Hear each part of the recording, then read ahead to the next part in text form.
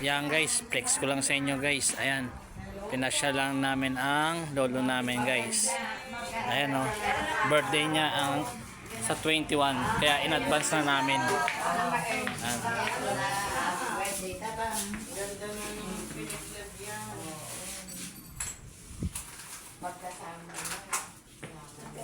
Ay, may CR pa. Oo, may CR. Pag ano, pag-pista na. Ano naman namin ganito no? TFF. Oo. Doon kami nagkita, biruin mo na, Ayan, Ate Edith.